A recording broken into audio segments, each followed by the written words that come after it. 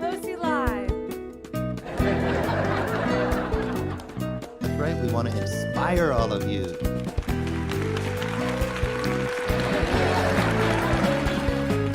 And all kinds of acting, theater. It's going to be a great couple of semesters. Once in a lifetime. They are your friends. They are my family.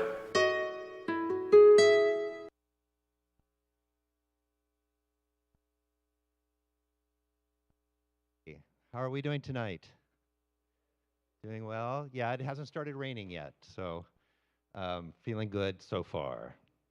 Welcome to OC Live. We have an amazing program for you tonight. Before we get into it, I want to let you know that we have a book signing at the end of the event tonight. So please stick around. You can meet the authors and purchase a copy of their books and also get it signed, really special treat. We also have a raffle tonight. Hopefully you have a ticket, a little half of a yellow ticket in your hand. If you don't, we have somebody in the back, Disney, can make sure that you get a ticket. Once we're done with our conversation tonight, we'll call out the winning numbers and you can win a copy of one of the books by our authors tonight. So please stick around for that. That'll be fun. So we are OC Live. We're the Arts and Lectures program here at Oxnard College. And we have a really eclectic range of programs, science and art, dance, theater, local authors, as we have tonight. I want to make sure that you know that next week we have a really exciting program. You saw a trailer for it already. And that is a climate science talk show presentation with Professor Jim Danza, our very own Professor Jim Danza, who really helps us understand the complicated issues around science in general, and next week it will be climate science. That's going to be Thursday, March 16 at 6 p.m. Please come. It's going to be really fun. We're going to premiere Professor Danza's new film, the trailer of which you saw tonight. I want to make sure that I also acknowledge the many amazing people who make OC Live happen. The OC Live team consists of Professor Scott Wolf in the music department, Professor Anitra Lawson in film, TV, and electronic media, and Jeremy Haynes, who is the house manager here at the Performing Arts Building. Let's give Jeremy a warm hand for making this possible. Thank you, Jeremy. I also want to acknowledge the amazing student volunteers that we have here tonight. You may have noticed as you came into the lobby, Disney gave you a yellow raffle ticket. She's volunteering tonight. And then we also have some amazing student volunteers in the booth with Jeremy and also along the aisles on the cameras. Why do we have cameras? Well, we're live streaming tonight's show. So we depend on these student volunteers to make that happen. Let's give them a big warm round of applause as well. Yeah, that's right. All right. All right, so it gives me a lot of pleasure to welcome you to tonight's program, which we offer in honor of Women's History Month. We're going to meet two women who show us the true meaning of courage and survival. These are path-breaking women who discovered how hard it can be to follow your passion when you come up against stereotyping, bias, and abusive behavior. These are two women who discovered the strength it takes to survive these challenges. And both of them, both Alicia and Flo, you'll meet them, they also discovered what it means to tell your story and what it means to reckon with the past, what it means to relive painful experiences, and what it means to make your life public. We should be thankful that they did decide to tell their stories because it gives us an extraordinary lesson in how to persevere against life's challenges. Let me introduce our first guest tonight, Alicia Doyle. Alicia is an award-winning journalist who discovered boxing at the age of 28. She went on assignment as a journalist to a boxing facility for at-risk youth called Kid Gloves in Simi Valley, not thinking that she would be intrigued by the boxing itself, but focused on their programs for at-risk youth. But she got into boxing. She trained and competed as a boxer for 2 years and became one of only a few hundred women in the entire country who were involved in what is essentially a male-dominated sport.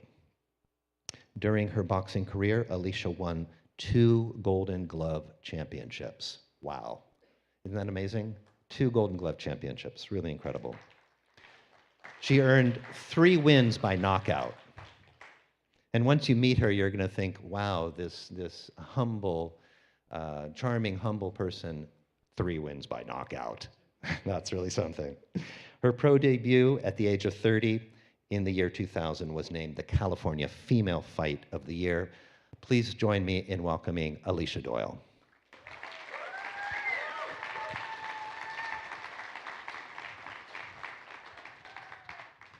Hi, Alicia. Please have a seat. So, Alicia, yeah, welcome to Oxnard College. It's a pleasure to be here. Thank you so much. Alicia, I wanted to invite you to, start us off just by telling us about this amazing story, getting into boxing, and what you discovered once you, sort of accidentally discovered. I don't think you expected to discover what you discovered once you stepped into the ring.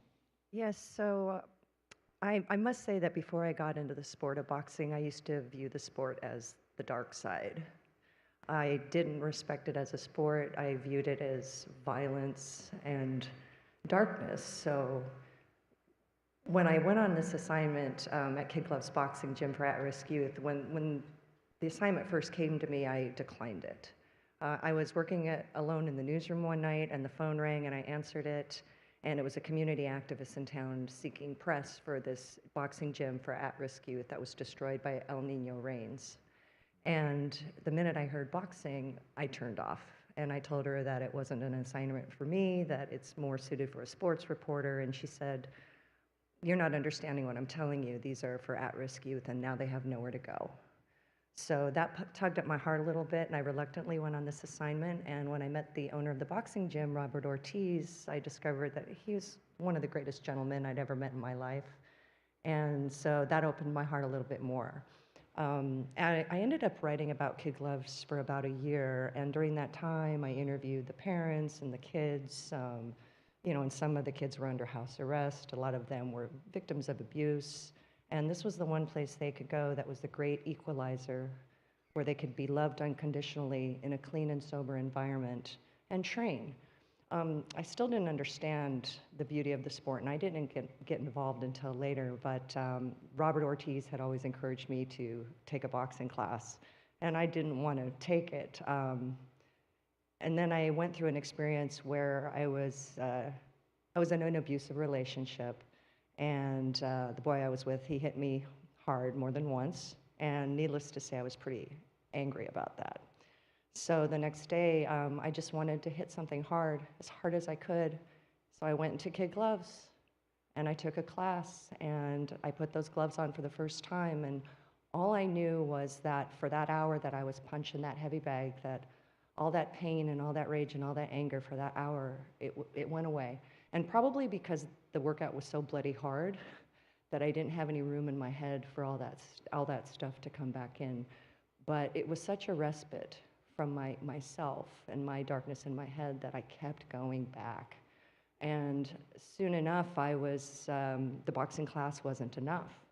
So I started training by myself on the sidelines. I'd watch the guys train and how they sparred, and I would just mimic them kind of off to the side until I was approached by a gentleman who just saw some potential in me. And his name is Stan Ward. So his name was Coach, we just called him Coach, and he asked me if I'd ever consider competing in women's boxing, or boxing in general, and I said no, because nobody would take me seriously because I was a girl. And that's when he told me that women's boxing was becoming huge and that he was looking for a girl fighter. So he's the one that put the seed in my head to box competitively. That's amazing. Were you the only woman at the gym? I was one of only a couple women at Kid Gloves, yeah, who boxed competitively. Actually got in the ring and fought an opponent. There were a lot of women that take, boxing as, for a workout because it's a fantastic workout, but there was only one other girl actually at my gym who was boxing competitively as well. Wow, that's amazing. And so what did you think when Coach invited you to, consider, actually stepping into the ring? Coach believed in me, and he has since passed, but him believing in me gave me the courage to believe in myself, and that was a process as well. Going through the sport and the training, and then competing through the wins and the losses. There was a lot of discovery there, but of course, initially I thought, well, that'd be cool. Boxing is cool. But I still didn't understand how dangerous it was, and that like fighting in an amateur fight when you wear headgear, and big fat gloves bigger than they do in the pros. I didn't understand it until I actually got in there with an opponent who wanted to take me out. And that was another process of whether or not I wanted to go on. So an actual fight is different from sparring in the gym with sort of fellow boxers in your own gym. Yes, absolutely. And I was very lucky. I lucked out. I had some fantastic coaches who never objectified me, and that's very important. They saw me strictly as an athlete and treated me as an athlete. So it was the first initiation I had in the sport when I really discovered how dangerous it was it was called an exhibition match. And what that means is it doesn't count on the books, it doesn't go on your record, and it's supposed to just be for show. And that fight was real. It was as real as anything could be. And I got into the sport late in the game. I was 28 years old when I started boxing, and that's late for athletics. So often I would fight girls that were teenagers. So my exhibition fight was against a teenager, and she took me to school. It was a rough exhibition match. I got 2 standing 8 counts. And if you're not familiar with boxing, a standing 8 is when the referee stops the fight because he's worried one of you is in danger. So the ref stopped the fight in the first round because he thought I was going to get knocked out. He counts 8 seconds and then determines whether or not I can go on. So I got 2 standing 8s during that exhibition, which was pretty rough. But I didn't fold. I didn't throw in the towel. But I thought she really damaged me and really hurt me. After the fight, I went to the bathroom and realized that there was not a whole lot of blood, a little bit of black and blue, and that was it. And that was interesting because it taught me that my body was a lot stronger than I thought it was. And that all the pain, and then my brain was telling me like I was in pain and that I was injured and I was bleeding, but that wasn't the case at all. So that's when I discovered how strong the body can really be. And was there a moment then when you had to decide, am I going to do this again, or do I back off? Yeah, I wanted to quit after the exhibition. I did. It was rough. I was embarrassed because I got 2 standing 8s. But everybody was really supportive after that fight. I thought the guys were going to give me a lot of heat for getting the standing 8, and they didn't. They were very supportive. They told me that I was a winner just because I got in there. And the encouragement of the coaches and the other guys at my gym, that's why I kept going. But that was another process as well. I feel like one of the themes that runs through the book is that boxing isn't really about winning. That you would have your matches, and some you would win, and some you wouldn't win. But every time you went back to your gym afterwards, you would be applauded, and people would congratulate you and say, you stepped into the ring and you did this. Yeah. And that was the victory. Yeah, and I realized too, going through the sport, that it wasn't about the wins or the losses. It was really about self-love, and I had to learn to love myself, especially through those losses, because I took my losses very hard, and nobody else was hard on me but me. And that was a process as well. The sport really peeled back the layers of me, I mean, to the core, where I had to really take a hard look at myself and what I was doing to hold myself back. And a lot of it was my failure for self-love.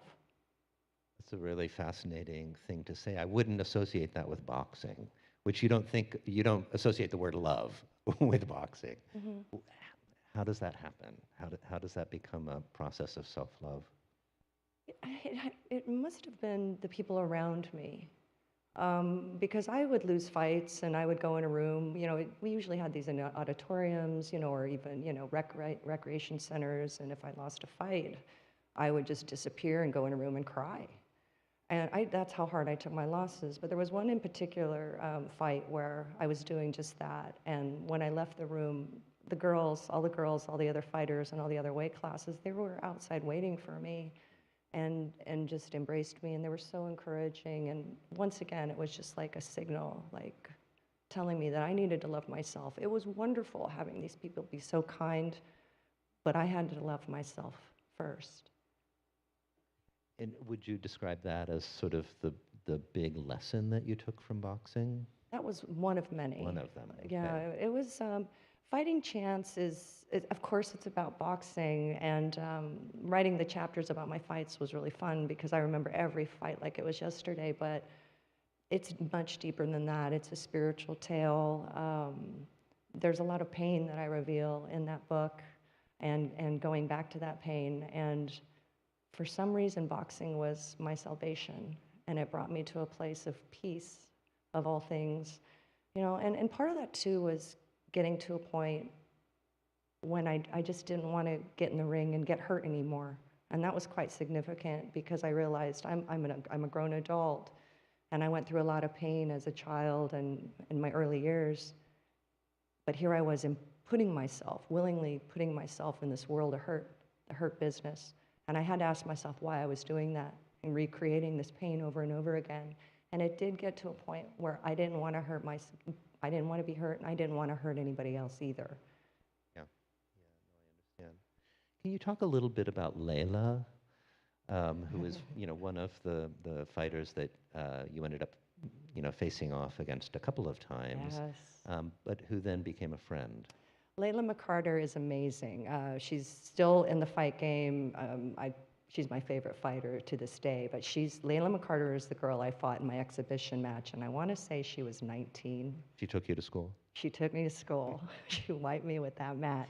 And after that fight, she and I didn't really say anything to each other. I thought I'd never see her again. But back then, there were so few of us boxing that whenever there was a national tournament for girls, these girls would come up from all over the nation to the spot where we were competing.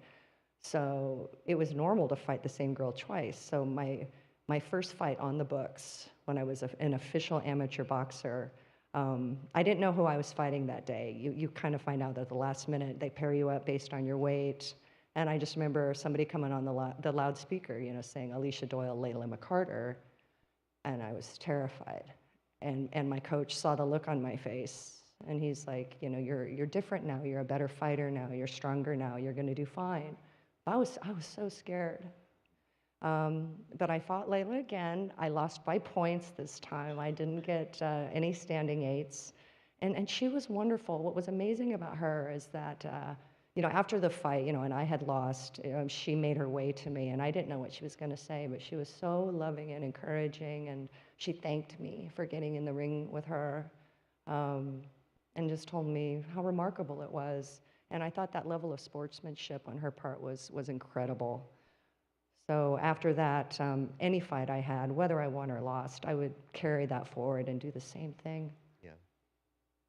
Now, it took 20 years before you decided to write a book about this. What brought you back to the story and wanting to tell the story?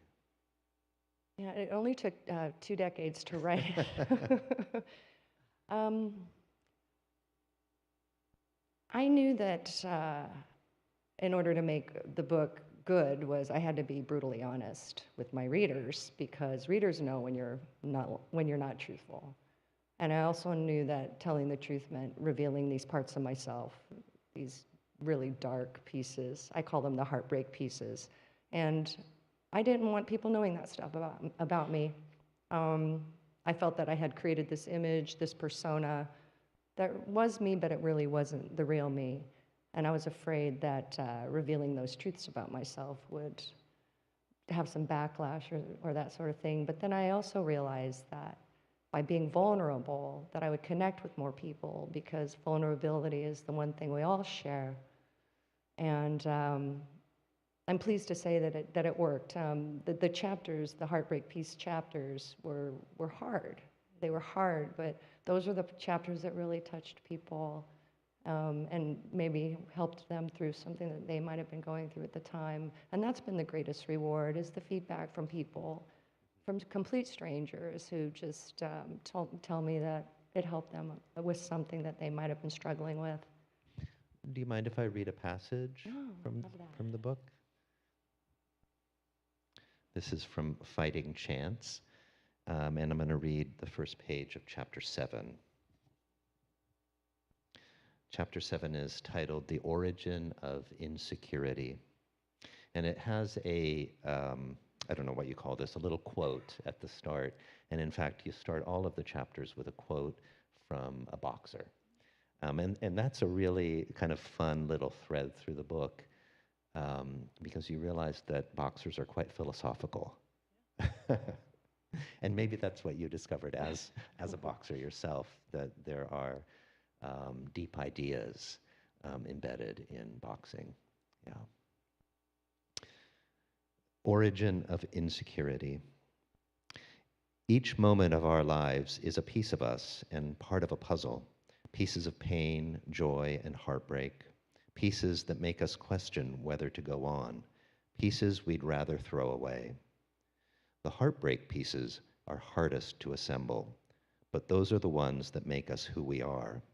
And once we fit these painful pieces into the bigger picture, we see the beautifully complex mosaic of our life.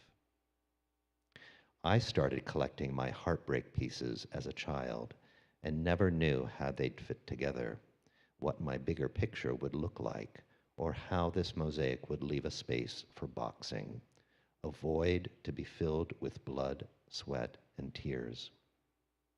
Looking back, I realized the heartbreak pieces were necessary to fuel my grit in the ring, where I ultimately found my salvation. Can you talk to us a little bit about heartbreak pieces? Yes, for the longest time, I hated my heartbreak pieces. I didn't want them to be a part of me. I was ashamed of those pieces. And I realized that I was only hurting myself, because those pieces are a part of me. And so I just started this process of learning to love that part of myself, to love the shadow side, and to embrace the shadow side, and to nurture her. And once I did that, I felt better. I felt more at peace, because I realized by hating the heartbreak pieces, I was hating a piece of myself. So I had to learn to love those pieces too. And boxing was the arena where you found the ability to do that. Absolutely. Yeah, extraordinary. Absolutely. Extraordinary. Alicia, should we bring Flo out? Yes, I'd love that. All right. Let me introduce our second guest tonight, Flo Trapani. I have a little bio of her, just to introduce her, and then we'll have her come out. She's the subject of Alicia's second book, The Oath. Flo joined the Simi Valley Police Department in the 1980s, a time when few women in America were joining the ranks of law enforcement. Flo's work made headlines, especially her important work with elementary school students through the DARE program. But soon after she started her job, she learned she wasn't welcome in this male-dominated profession. Her fellow officers and superiors conspired to remove her from the department. She even feared for her life at a certain point. She was forced to take an early retirement. Now, almost 40 years later, she's joined forces with Alicia to tell her story. Let's welcome Flo to the stage.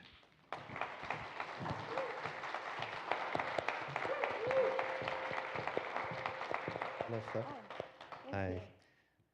Please have a seat, Flo. Welcome to Oxnard College. Thank you for honoring us with your presence. Thank you for having me, and I would love to thank all of you guys out there. I can't really see you, but I so appreciate my family, my friends, the students, everyone from the public that came out today. Hey, I just saw you the other day. Thank you. And I just really quick, can I introduce my bodyguard, August Bender, my grandson? There's my bodyguard. All right, August.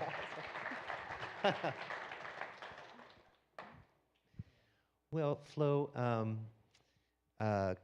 can you tell us your story a little bit? Tell us how you got into law enforcement and what motivated you, and then what you discovered once you were in the department. Sure. So as a teenager, there were some problems in my family home, and it was basically between my father and my stepfather. There was a divorce, there was some fighting, and so the first time I ever really had anything to do with police was when they would get in fistfights, and they were called out to our home.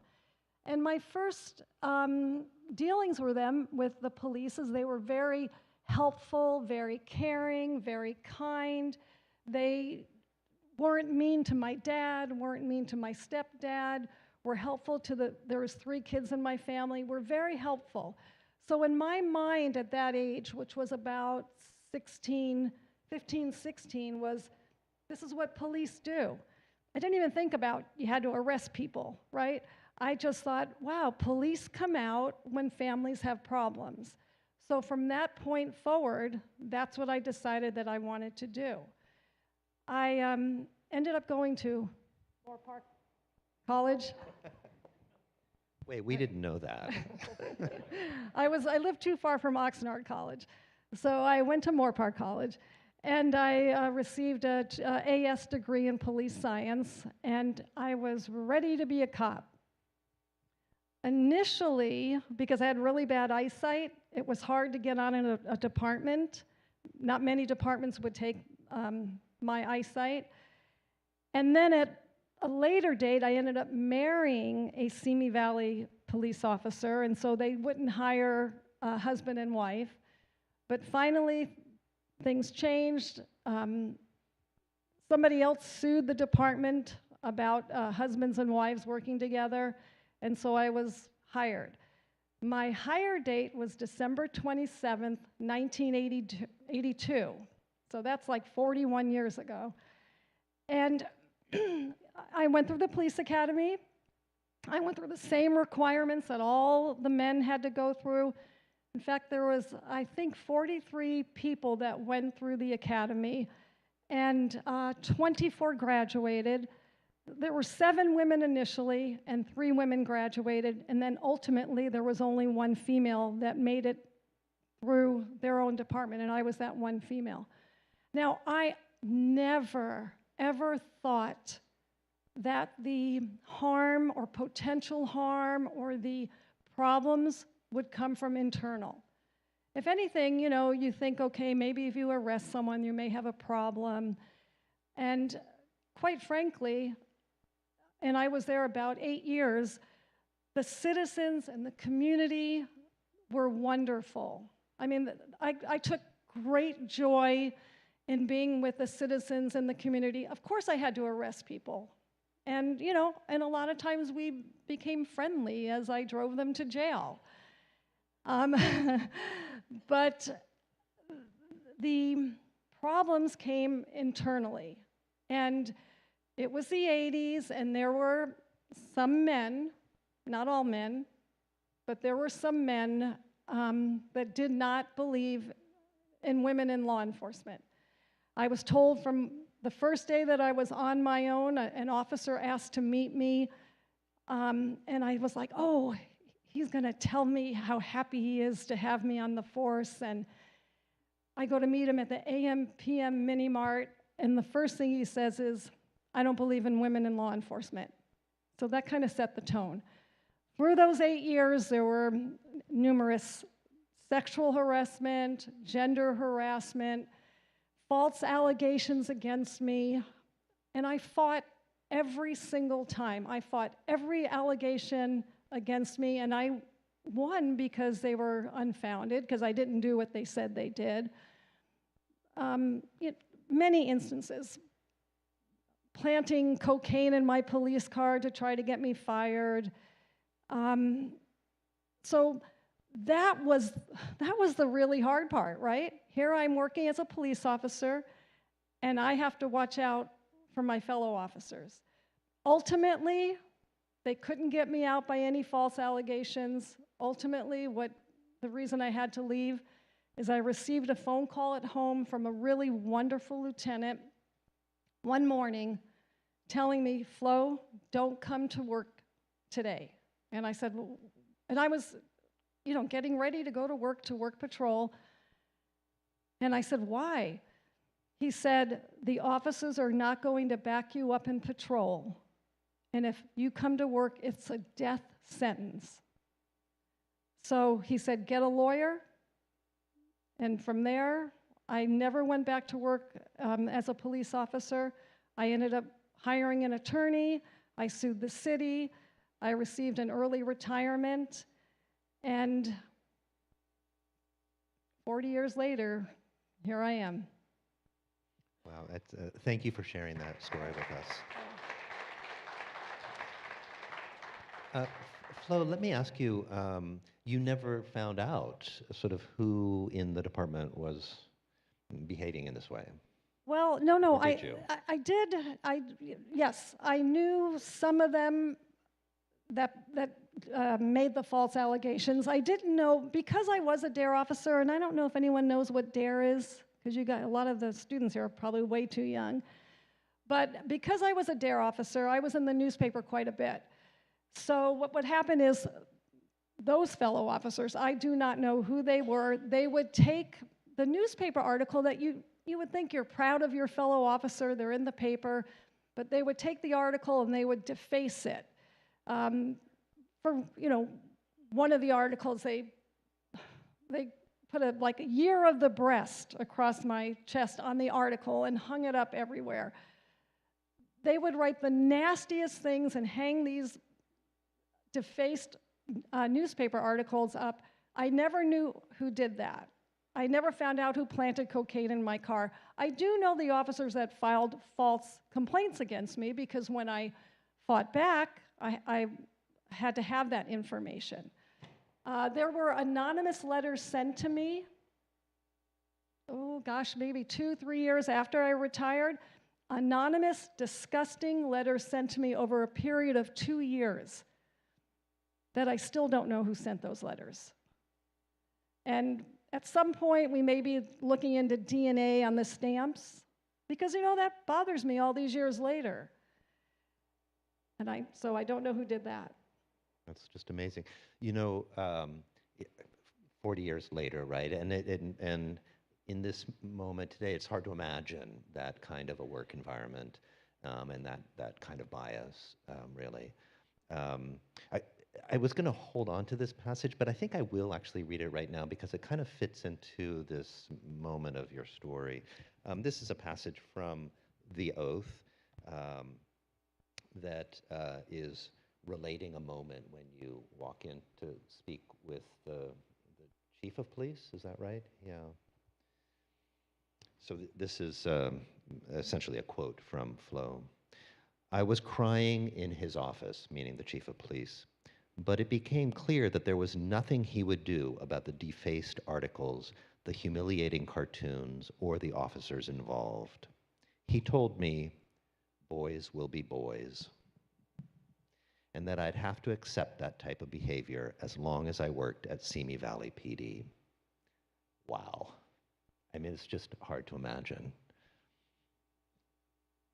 I mean, nowadays you would be floored if somebody said that. And that's why I'm so interested to see students, and I'm so interested. We spoke at Eric Boy's class here at Oxnard College a couple of days ago, because I really want to know at some point, if I can, how the younger generation feels about this kind of thing. Does this even really happen anymore?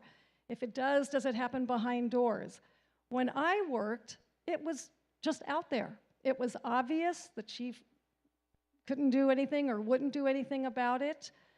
You just went about your day. You went about your job. And I loved my job as a police officer. I loved it. But, you know, it was hard to do with this happening in the background. But I sure hope it's not happening today. And I believe, you know, it happens less and less.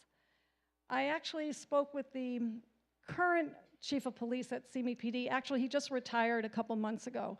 And I had spoke with him, and he said, it is nothing like it was back then. And I sure hope, that's my hope today. Of course, you didn't expect that, right? I mean, No, you're absolutely not. going into law enforcement, and you're thinking, well, here I am. Yeah, I was This is like, gonna be I'm one of great. the guys. Yeah. Here I am. I can, in terms of when you graduate in a certain number in your class. I was 3 and 5, academics and fitness. I don't remember where I was. I was, 3 or 5. I was second to last in firearms. I will say that.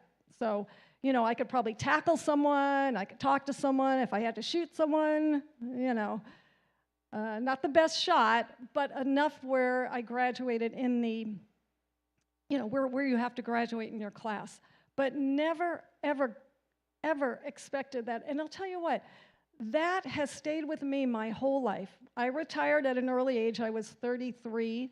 My daughter, Michaela, who is here in the front, she was 5 years old. And I was able to work part-time after that because I received a retirement. But every job that I had after that, there was always that feeling like, what's somebody going to do? Are they going to file a false report against me? I found out years later that I had PTSD, I guess. I was going to say, yeah. Yeah, but it's nothing I could have imagined. You imagine when you're a police officer, you're going to get hurt by a criminal, possibly. But never, ever imagine that it would go to, those officers would go to those lengths to make it difficult. It was very sad, actually. Flo, what did you have to find within yourself to kind of stand up against that and push back and find a way forward for yourself? Well, that I kind of give credit to my mom, my daughter knows I start crying when I talk about my mom. My mom is no longer with us, but my mother was a very strong Italian mother who raised us children to be strong. And at one point, though, I will say, I came home to my mom, or I went to her house, and I was crying, and I'm going to quit. And my mother's like, you are not quitting. You work so hard for this. You document everything. You go forward documenting everything. And so I believe my mom gave me the strength. Are some of us built with more strength than others? Maybe that's something for the psychology class that could help me out with that.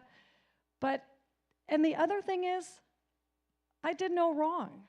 I made some mistakes in the police department. I got written up for taking bad fingerprints from a wonderful lieutenant, and I deserved that write-up because I had a nail appointment and I was going to be late, and I rushed through, taking bad fingerprints. My bad. But when you are in the right, I believe, when you are in the right, you fight. You continue the fight if you're in the right and not give up. And it's not easy. It's not easy, but so, partly my mom, partly maybe genetic. Okay, yeah, thank you. So I'm going to ask the same question as I asked Alicia. 40 years later, you decide to tell your story. Why 40 years? Why did you need 40 years to pass, or was it more just that you had moved on to other things in life, but then it came around for sort of circumstantial reasons?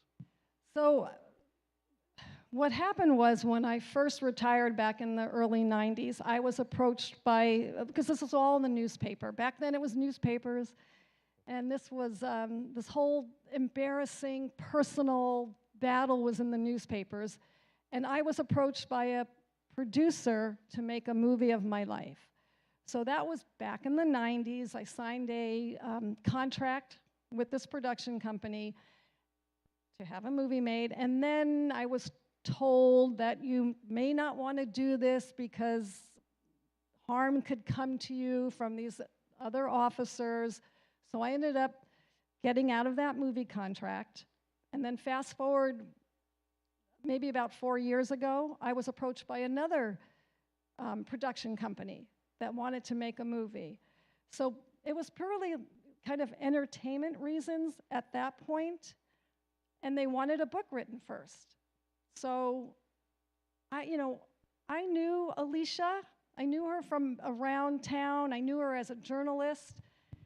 And so I had suggested Alicia Doyle to this production company. Well, they kind of wanted a known name. Her other book hadn't come out yet, a known name.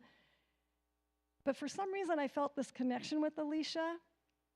So when that contract was over, the next day I called Alicia. Hey, Alicia, how would you like to write a book? And so that is how the book came about. But can I say this? It's been a year now since the book's been out, and I was telling my daughter this the other day. Each book signing we go to, or every time we talk, I kind of have a different feeling about things. Now the entertainment value, if it happens, it's great. That's not really what's motivating me now. What's motivating me is being able to come out and talk to people and hear your stories. I have so many letters and emails and text messages and Facebook messages from people that have gone through similar experiences, not necessarily police department, but similar kinds of hardships. And that to me has been the most gratifying. That to me is what makes me want to go on with this, because I'm so interested in finding out why this happened to somebody else or how they dealt with it. And like I said earlier, especially young students today, to see is this even a possibility that could happen today? So important to tell our stories, because then we share our stories and we know that we're not alone when these things happen.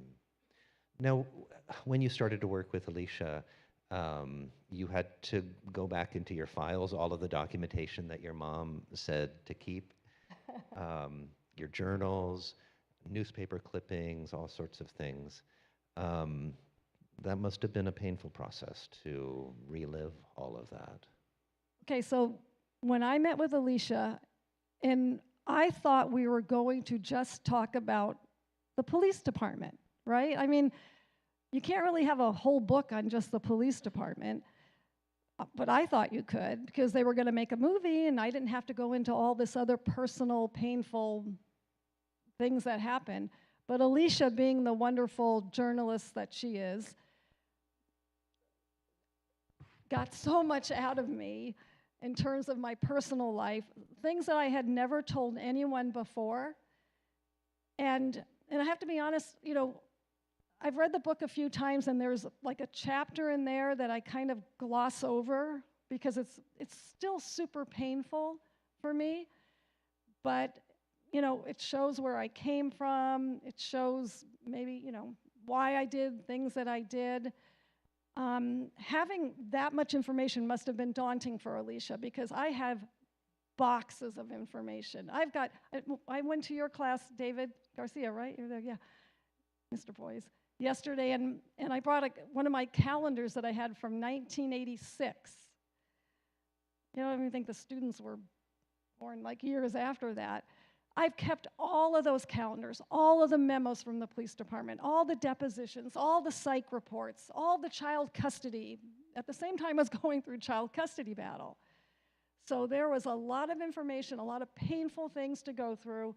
But as I heard Alicia speak earlier, that is who you are, and that needs to be part of the story. Alicia, can I ask you, in some ways, writing Flo's story fit with your training as a journalist. You knew how to do that. You knew how to interview somebody and how to pull from them their story and then be able to tell it in words. But there must have been at some point also a moment when your own story helped you connect with Flo, and maybe the two of you found a kind of common cause, so to speak. Is that true? I knew that you had deep pain. And because some of the strongest people, they're the ones with the deepest pain. And I applaud Flo for sitting in these sessions, because we went once a week for 2 years, talking and just talking. And I know when I asked you those questions, you had to relive it, and that was hard on you. But the most beautiful parts of her were the things that you survived. Fighting Chance was very difficult for me to write because it was about myself. So in a way, it was easier, not on you, but for me to be an outsider looking in, but also just having the understanding that it was incredibly difficult on you, and that you would tell me these things, these painful things. And I think that those are the most beautiful pieces of the book, are those beautiful pieces of you. I don't want to suggest that you guys wrote these books sort of for yourselves. At the same time, I feel like there must be some redemption for each of you in having gone through the process of telling your story, maybe especially after so much time has come by. You've kind of closed the circle. Absolutely. Well, for me, I feel that way. Fighting Chance came out in 2020, a month before the pandemic hit. And I was scared. I didn't know what kind of backlash I would receive, but it was the opposite. It was wonderful, wonderful feedback. And I do feel more at peace now that it's out there, because I didn't receive the negativity I thought I would. It was the opposite. So I was surprised that it went against my expectations. Are you still in touch with any of your boxing buddies? I'm still in touch with Layla McCarter, and then Lisa Valencia, the woman I fought in my pro fight in 2000, when we received California Female Fight of the Year for that fight. It was a war. It was amazing. So, yeah, she's incredible. She's still in my life. Yeah, and I'm still at Kid Gloves as a volunteer coach. Well, you're still there. No fantastic. no contact boxing. So I'm a volunteer there, and I work with youths from ages 4 to 14. She trains me too. Flo's very good. So. But your main thing is pickleball, I know. Pickleball's my main sport, yes. Would you like to take some questions from the audience? Would you guys like to talk to Flo and Alicia a little bit? Yeah, we do have some arms raised. Jeremy, is it possible to get a mic on the floor? Here we go, yeah. So Jeremy has a mic, and if you could wait and, yeah, raise your hand and he'll pass a mic to you. And yeah, we invite you. Thank you. My question for Flo, how many years did you work as a police? Well, I was hired December 27th, 1982, graduated the academy April 15th, 1983, and I retired in August of 1990. So really, about 7 years. 7 years. Because I had sued the city in '89, and it took a bit of time to retire. So about 7 years. I would like to say that I have to camp out at the police parking lot in Camarillo because my house had been raided, and local police over there is under the control. If you are aware of CEO of the Ventura County. I'm sorry, if I'm aware of what? CEO of the Ventura County, named Mike Powers. You know what? I have been out of law enforcement for no, many years. This is not about the law enforcement. It's about sexual harassment in the county and at the district of the county. Okay, so I'm not aware of that, but and this, I observe it. I have to observe it because my weak point is I don't have anyone, and you can see that Rachel is under me, and another second weak point, and being a feminine, and the apartment complex that I moved the third time, the third time I moved to the police parking lot. The second time, about every woman whom I talk to, there will be another woman come and tell me that you talk to that woman, she's a partner to a person who lives in that building. So I start to realize that there is a group of perverts, and they all say the same thing as the CEO of the county of the Ventura. Ventura County. Yes, one word that I took a woman who wanted to testify when I have a restraining order because I moved. The reason I happen to have that problem because I moved into the apartment to be the neighbor to that serial sex predator that I did not know. And a woman who lived across the hall was being harassed, and she told me that, take me to testify. And what she told at the court was that he told her that I will destroy you. And this is the same word that the county, city CEO of the county of Ventura said to the employee whom work under his control, that I will destroy you. Well, And I think this is the whole group of pervert. Okay, so if you want, I can help you after to see if I can direct you to get some more help from someone else, because it's a lot of information. But I can, after we are finished today. Be interested because I have seen a lot of police in that parking, and they protect me very well. Oh, good. I'm glad. Well, I'm glad to hear that. I saw a lot of women police too. Yes. So I think it is the time that 40 years later is changing. I hope so. And it's nice to hear that you think that you see women police officers. Actually, I would like to go into it, but my physical, I need to get a physical agility pass first. Yeah, it's tough I to need pass. to train myself. Thank you so much. Thank you. Question for Alicia. Could you share some of the tools you use to heal, love, and accept yourself? You know, when you call the break heart pieces, So- I think you Heartbreak pieces. heartbreak pieces. Was it counseling, therapy? How do you manage to heal? Because we all have, heartbreak pieces in our lives, right? And so I wonder how were you able to overcome those and heal and love yourself, like you share with us? Well, when I was competing, when I was boxing, a lot of that came through the training and the fights themselves, because the training was so difficult that anytime I mastered some kind of feat, whether it was skipping rope or hitting the bag, that started to build my self-esteem and my self-love because of what I could do physically. As far as the internal, I prayed a lot. I'm a spiritual person. I believe in God. I talk to God all the time, and and there would be times that I would be suffering from really severe depression, and those were the hardest times, because that's when I really just became quiet and still, and I would just sit with it. That excruciating pain, I would not check out in any way. I would just sit with it, and that was rough, but I knew that the only way out was through. And I knew it was only temporary, and if I could just get through it, that it would be okay. And those depression spells, they still pop up from time to time. And I use the same coping mechanisms. I pray like crazy, and I keep it. And it's a lot of self-talk. I tell myself, this is only temporary. This isn't going to last forever. You're going to be okay. But I embrace it, and I feel that beautifully excruciating pain. I allow myself to feel it, and I love it.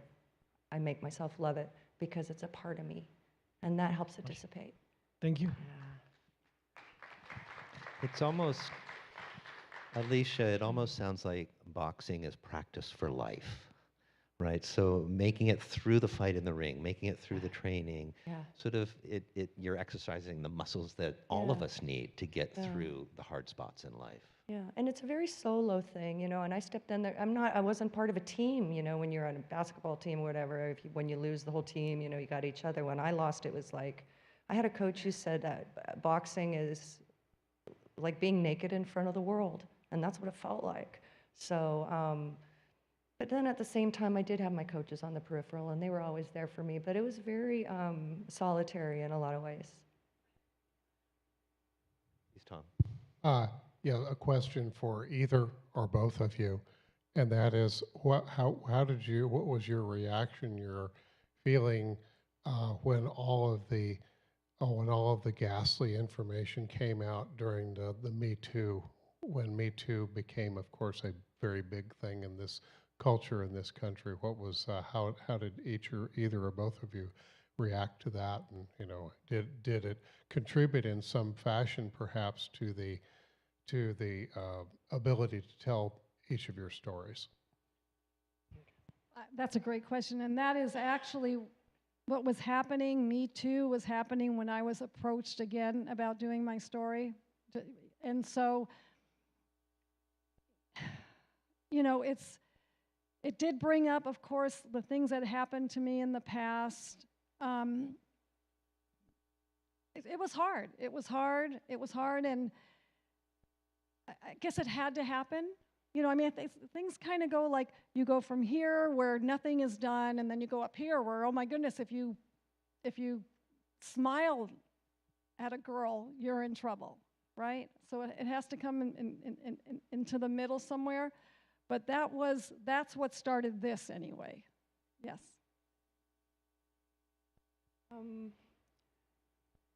My experience with the abusive boyfriend, that happened long before the Me Too movement. But I remember when it happened, I was really embarrassed. I was ashamed. I was angry at myself for allowing myself to be in an abusive relationship, and I didn't talk about it. I didn't tell anybody. In fact, I think one of the first reveals of it was in my book.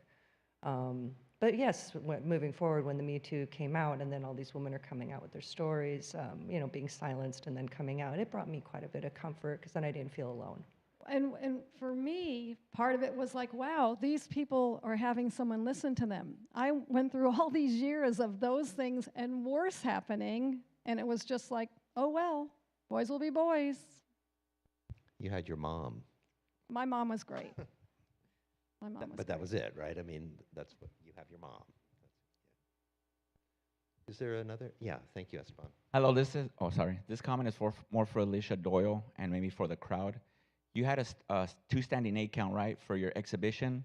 And I just want to pass it out to the crowd, the information that when you have an exhibition, it's usually because one fighter has more experience than the other fighter.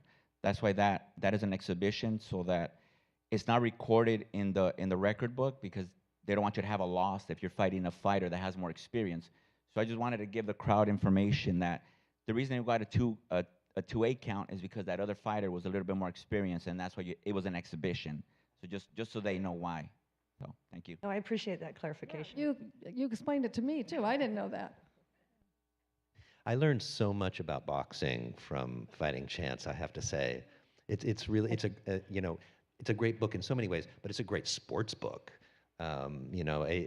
Boxing for a spectator is one thing, but to sort of get inside boxing and discover what it is for the fighters, and when you're training, all of that background work. Yeah. Wow, super interesting. Well, thank Yeah. you. Thank you. Flo, this is a question for you.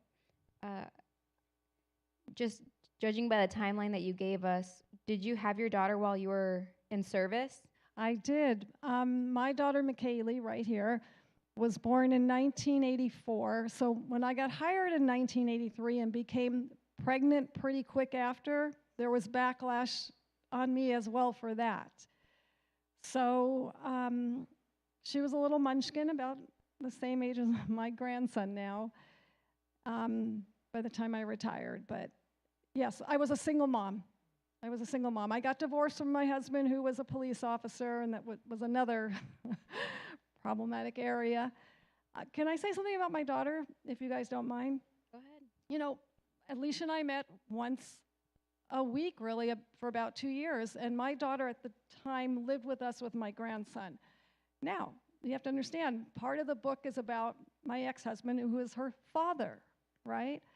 But my daughter was very understanding that I had my life to live and my story to tell, And I would say to her, she'd come in, I say, Kaylee, come sit down, and she'd go, no, Mom, that's okay. I think I'll. And so when the book actually came out, she wrote a lovely post on Facebook, even though we lived together. Not anymore. Now she's on her own.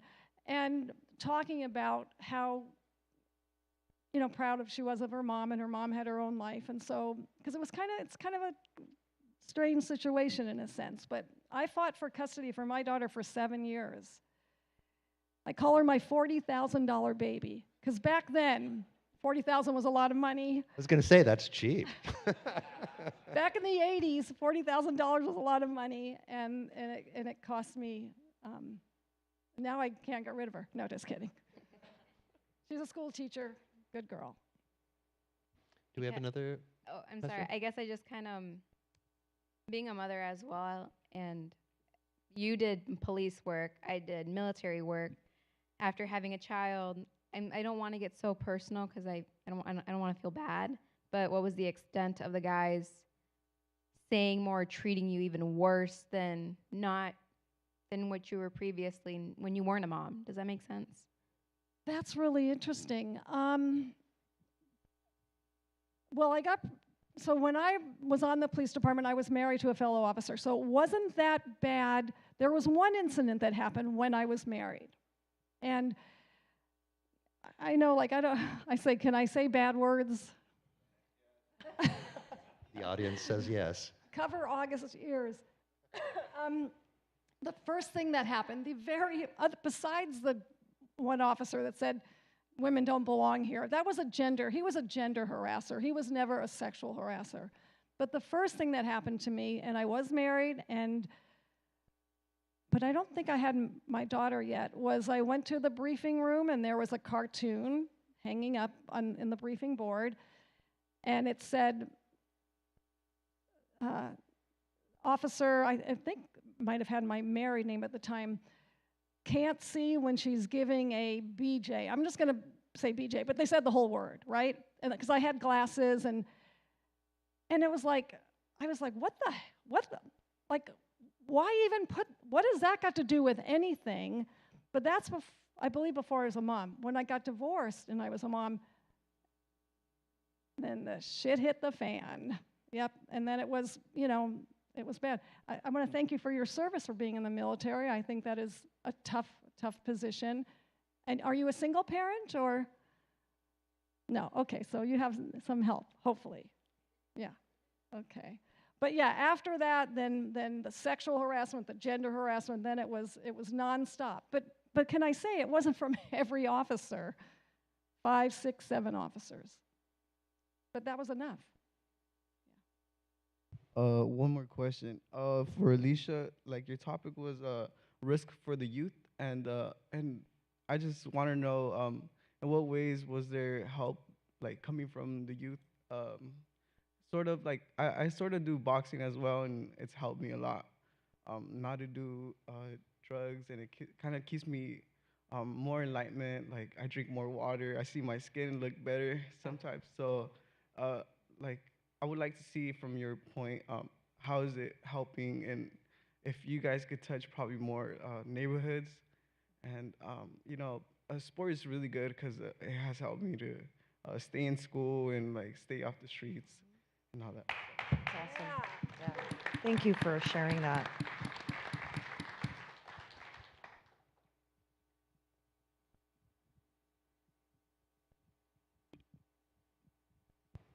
Please go ahead.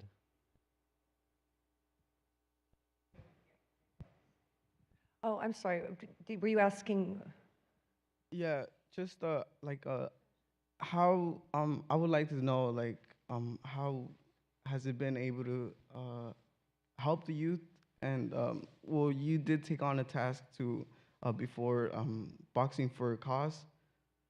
So I'm not sure how to. I would just like to know what are some things that you guys are doing, and probably it could help me to help others more as I grow. Oh, sure. So there's something about the sport that when these kids come in, and a lot of these kids that I work with, the at-risk youth, You know, some of them are very quiet. I can tell when a kid's neglected. He or she is just very quiet, or they might act out. And I can think of one little boy in particular. He would come in and he would every class he would cry over something. Every class he was very, very fragile, and I knew something was going on with him at home. But the more I worked with him and the more I enabled him to master these skills in the gym, whether it's hitting the bag or skipping rope, and he would master it. So now this kid walks in like he owns the place. He doesn't cry anymore, and he's teaching the other kids. There's something about it that brings it out of them, and I believe it's just, you know, the coaches have a lot. We have a lot to do with it. It's not just me. We have other coaches, but we love them unconditionally, and they cannot make a mistake in there, and they know we love them. It's the one place they feel safe. So that is profound on many levels, you know, and we've been doing it so long at Kid Gloves Boxing that we have them come back now as adults when they have, you know, kids of their own to, you know, to tell us, you know, how we help them.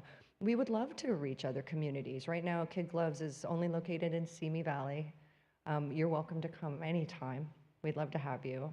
But it is a program that's worthwhile and could absolutely be brought into other cities. I would love to see that too.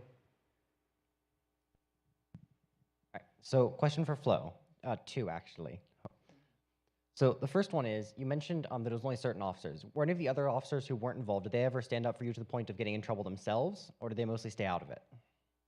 I'm going to tell you, I really love that question. Okay, so there was one particular lieutenant, and he's the one that wrote me up, right? Okay, so he stood by me, and ultimately, it cost his job, okay, because they came back at him for that. There were a couple of other officers. One time there was an officer that told me, oh, this is terrible, that's what's happening to you, and I'm so sorry, but if you tell anyone I said that, I'll deny it. To me, that was a bunch of baloney, right? I mean, come on. There were a couple that, you know, would tell me I'm sorry, this is happening, but they didn't really stand up for me.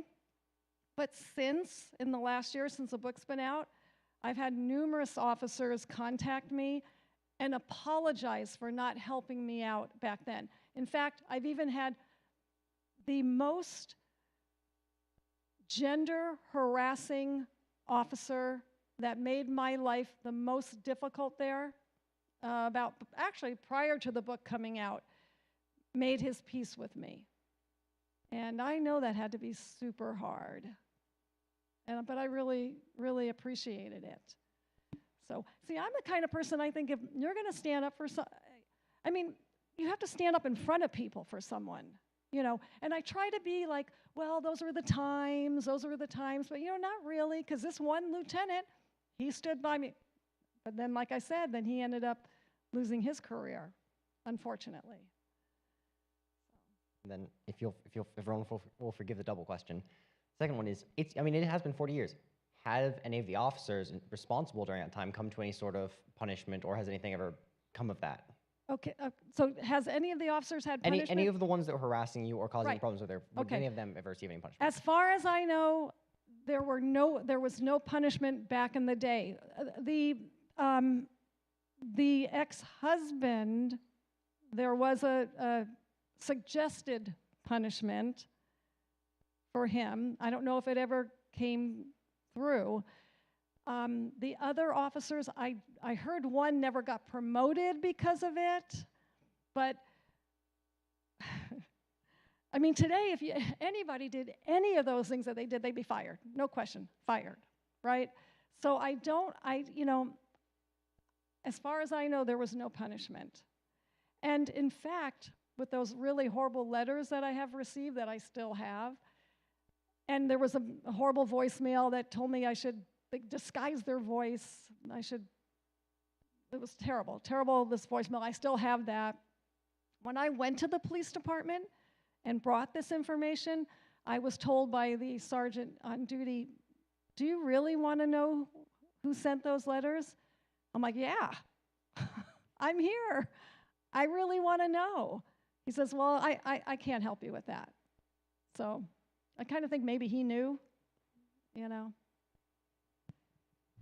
Flo, at the time, were you the only woman in the Simi Valley Police Department? Now, another good question. When I was hired, there were 4 other women. 2 were married to fellow officers, and one was,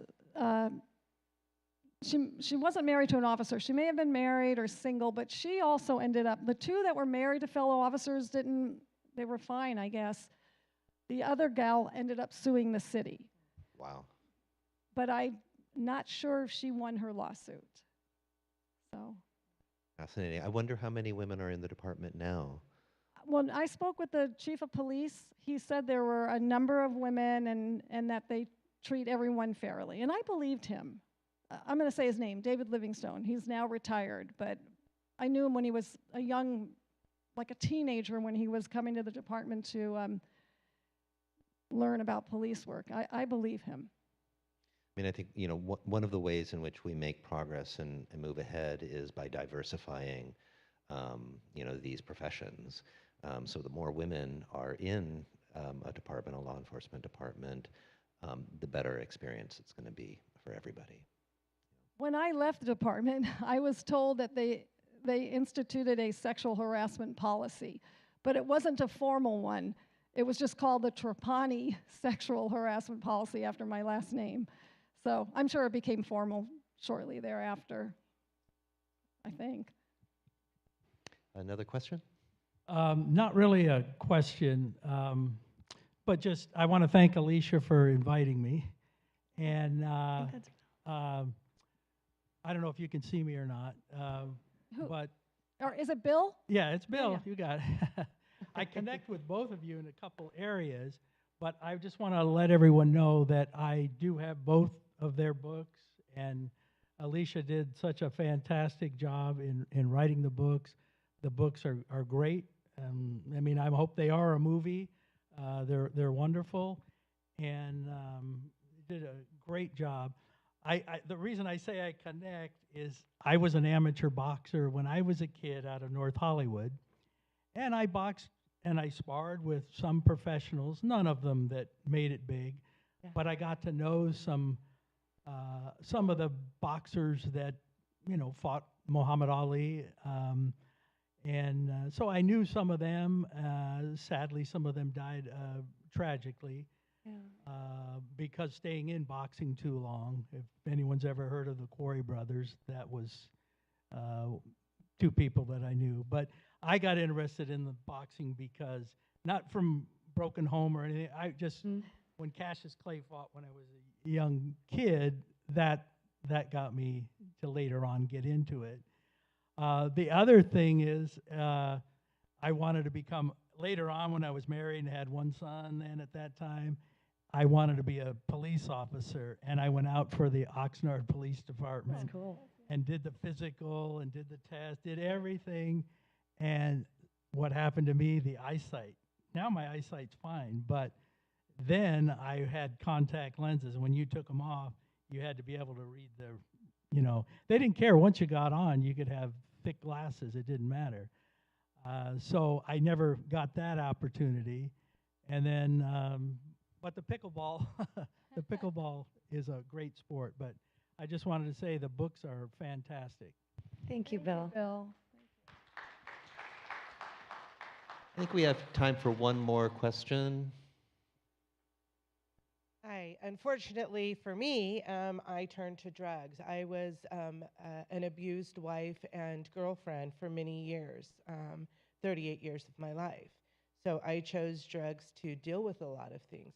What would you give to women like me who might be in this audience, even young women in this audience, who are behind the doors hiding this and who are still struggling with that abuse or the treatment of being talked down to, or I know it happens, harassment still happens these days to young women as well.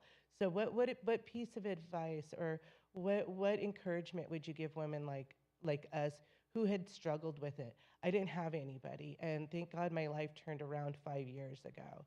And thank God for Oxnard College. I'm now a drug and alcohol counselor coming back to become an addiction therapist. But I've had encouragement through, believe it or not, being arrested and being encouraged by the officer that arrested me.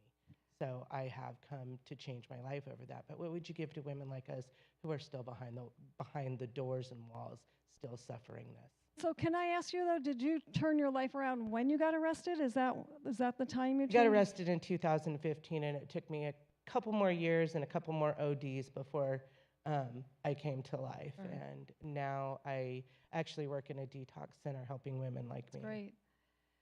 You know, I would tell young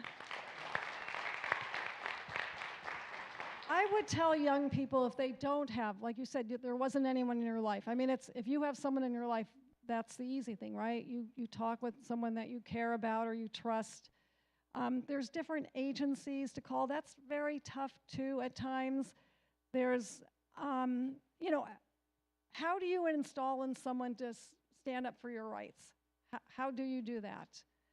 You tell them that they're worth it. I mean, you know, every person their life is, you know, worth living and being treated with respect. I mean, I know people that are treated disrespectfully, and no matter what you say sometimes, they allow that to happen to them.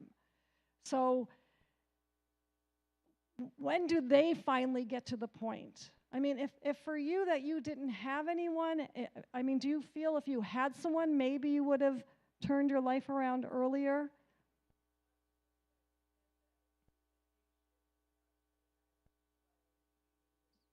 Sure.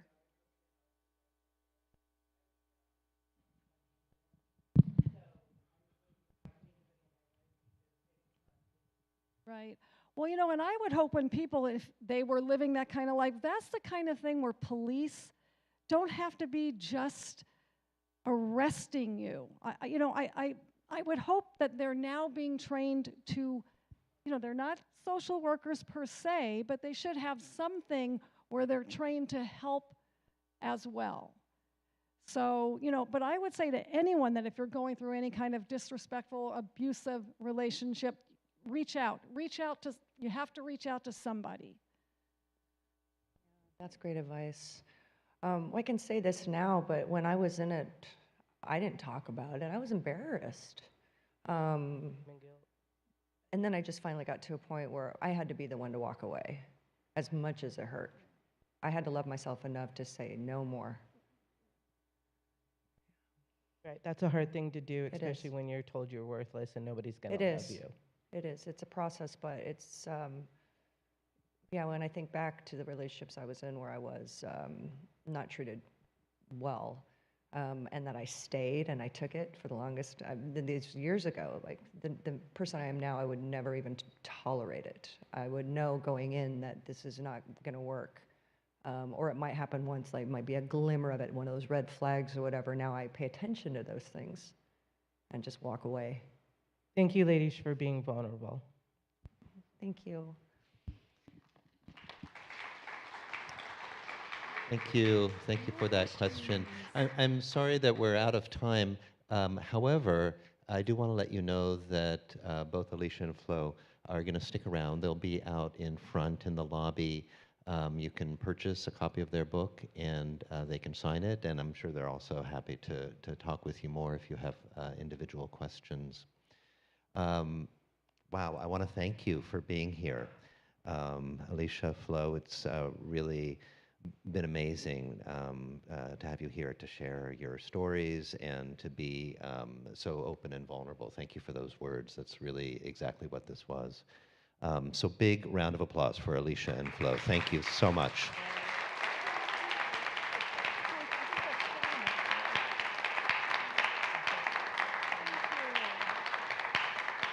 Thank you guys so much. I mean, this means so much to me. You guys have no idea. You could ask my daughter. She'll say, I'll go home and cry and talk about you guys being here and supporting us through this. So we're very appreciative.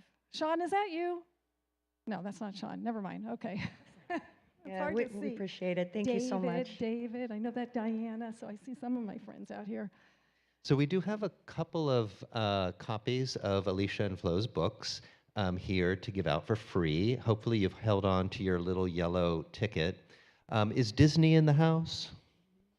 Disney? Here comes Disney. Disney has the as the bowl of raffle tickets. And Alicia and Flo, if you want to go ahead and walk up to the front, you can get set. Thank you. And we'll do our raffle. You can actually walk through the auditorium if you want. That's fine too. Or not, yeah. Okay. That's Disney, by the way. Thank you, Disney. All right, are you guys ready? So let's see, I should identify it first. We're going to start with a copy of the oath. And the lucky number is 465032. 032? 465032. Nobody. Oh, there we go. Nice. Come on down. Come on down. All right. Fantastic. Make sure you get this signed by Flo and Alicia before you go. All right. Excellent. And now, let's do a copy of Fighting Chance. Fighting Chance. 465015. Nice. All right.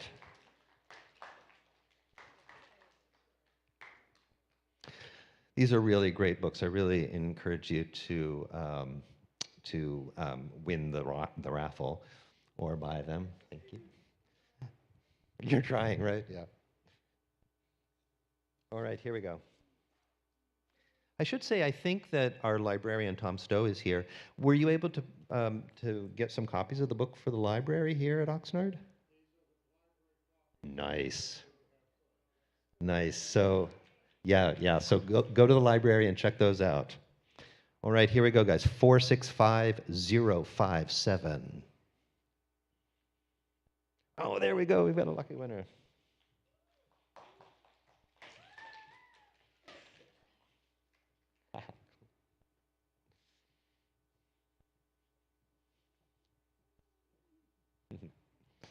All right, and our last copy of Fighting Chance. Let's see, 465031. 031, no? 031, 465031. Should we go back to the well? All right.